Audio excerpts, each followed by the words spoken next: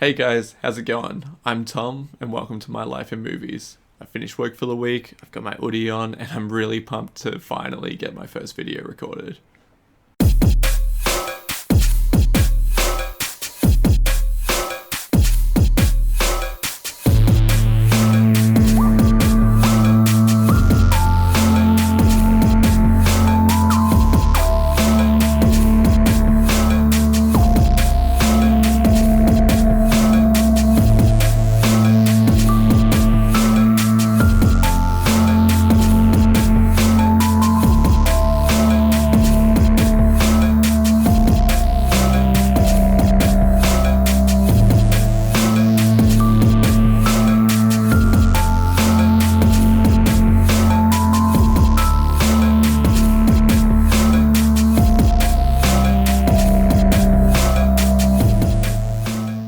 We're going to be looking at a movie called Ikiru, and it's a film that I've been meaning to watch for a long time. I think I've been putting it off for a bit over a year.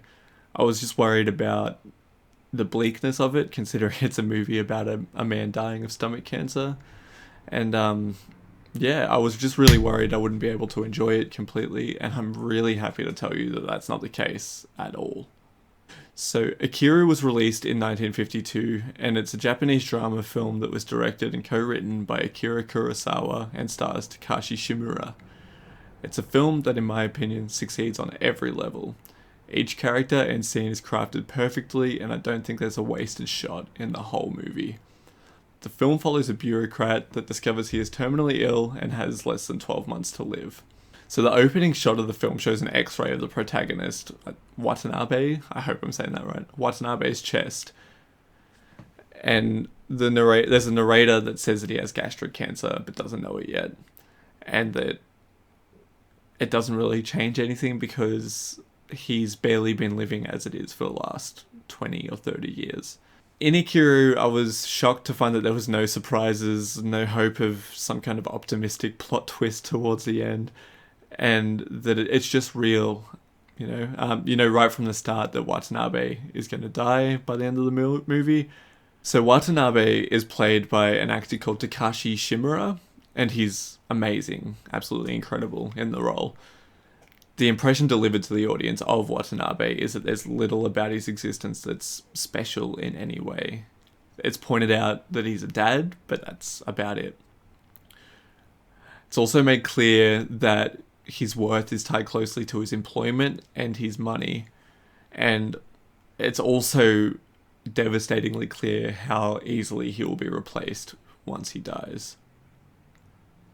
Straight away, I felt sympathy for the character, but that wasn't connected to the fact that he was dying, more to the fact that nobody really cared about him in the first place, and that he seemed to just live his life in his office, just going through day by day, trying to get money for his son.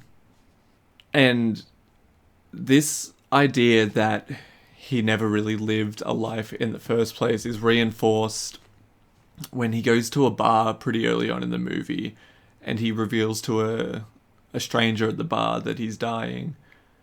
So my sympathies towards Watanabe were enforced really quickly when Watanabe confesses to a stranger at a bar. He says something along the lines of, "I can't just die, I don't know what I've been living for all these years." And he's drinking sake at the bar, and the stranger tells him that it's suicide to drink sake, to drink alcohol at all with stomach cancer. And Watanabe says something along the lines of, "This expensive sake is a protest to all the years of my life that I've wasted."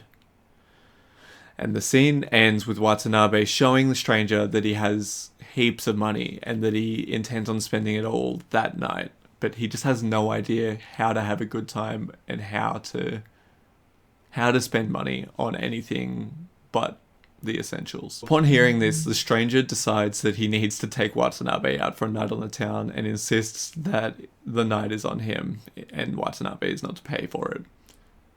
And the following scenes show Watanabe and the stranger having a great time, going to gambling houses and casinos and dance halls, and the red light district as well.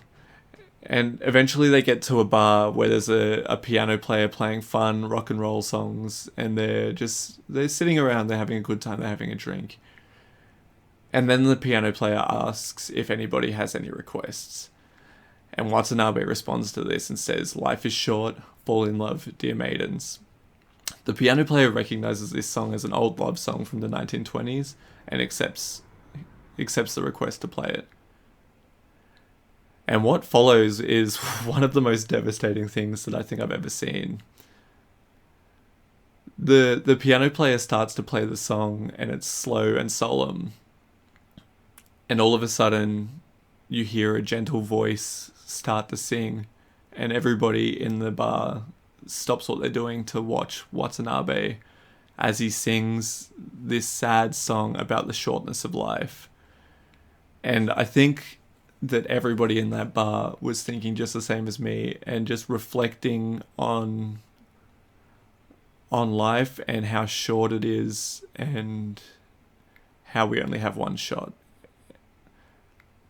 And there's this one shot in that scene where Watanabe's face fills the whole screen, and you can just see the tears welling up in his eyes, and it might be the most heartbreakingly tragic scene that I've ever witnessed. I was fighting back tears the whole time watching it. I think I actually had to go out and take a break and see my fiance for a little while after I saw that. So from this point on in the movie, it kind of becomes a bit more lighthearted, and it follows Watanabe as he searches for a meaning to his life and some way to be happier. And just make sure that his life meant something in the end. And I don't want to spoil any of what happens during that journey of the second half of the film, because I think it's really important that people see this movie and experience it themselves and have their own opinions about what everything means. So genuinely, this is one of the best films that I've ever seen. I'm not sure I'll ever watch it again just because it's so devastatingly sad. I mean, it goes for 2.5 hours, and I would say for 2 hours of it, I felt like shit.